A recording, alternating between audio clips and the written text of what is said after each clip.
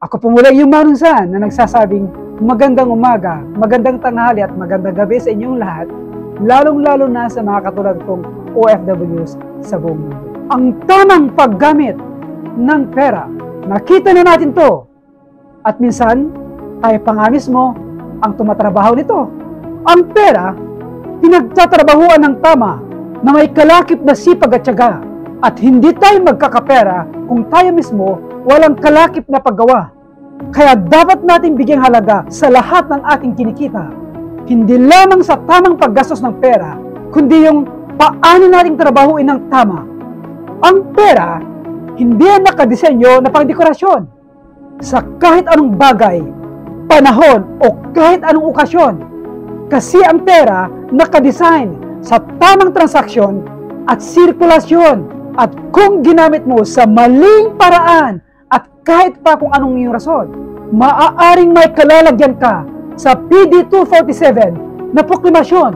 Minsan, tayo kasi may mga dahilan kung bakit natin ginagawa ang mga ito. At maaari nating sabihin, deserve ko, o kaya deserve ng pamilya ko. Maaaring tama tayo, pero yun ba talaga ang nasa isip at sa ating puso? O kaya dila naman, may kurot ng pagkamayabang na ipinapakita natin sa ibang tao. May kurot ng pagkamayabang na ipinapakita natin sa ibang tao. Ano? Tama ba ako? Ginawa nating dekorasyon o kaya galan sa katawan ng ibang tao o kaya ikaw nga mismo. At ito pa'y nakakalungkot. Ginawang flower bouquet o kaya saranggola na libo-libo. Aba, sobrang yaman mo. Daig mo pa sina Henry C. at mga kilalang bilyonaryong tao. Bakit? Sila nga mismo, hindi nag-flex ang kanilang mga bilyong pera at sila'y nananamit lamang ng mga simpleng tao. Mga kabayan, nakakaya yata tayo. Sa maniwala kayo sa akin o hindi, tayong mga mahirap man o nasa middle class, mas lalong tayo pa ang nag-flex ng ating pera sa social media. Aba kabayan, parang mali yata ang ating pinaggagawa at nakakahiya tayo sa mas nakakangat sa atin pagdating sa pera.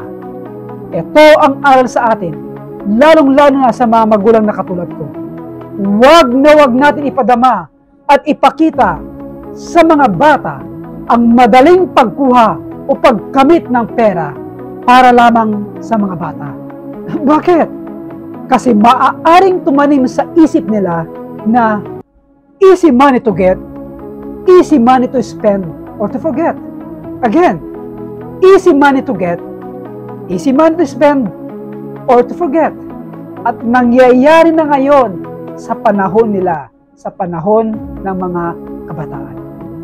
O di, palaasa sila sa atin at hindi na nila binibigyang halaga kung paano talaga ang hirap kumita ng pera.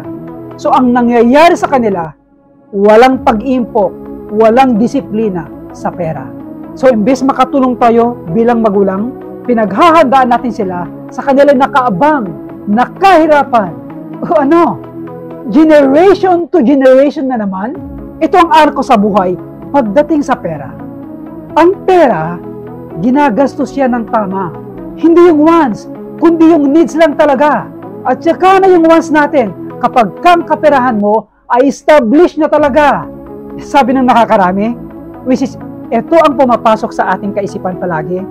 The love of money is the root of all evils. No. Ito ang tama. The lack of money is the root of all evil. Bakit?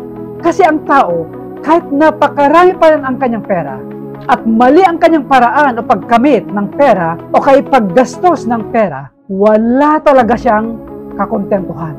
Hindi na kontento kasi ang isip niya, kulang pa rin. So, lack of money. May mga tao hindi na kontento pagdating sa pera. Ibig ko lang sabihin, ganon sila nagpapaalipin sa pera. Ito yung palagi kong sinasabi sa ibang vlogs ko. Huwag tayong magpaalipin sa pera. Hayaan natin ang pera ang ating aalipinin. Hayaan natin ang pera ang ating aalipinin. Ito po ang yung Manong San na nagsasabing, sana po nakatulong po ako sa inyo sa munting advice. Salamat po.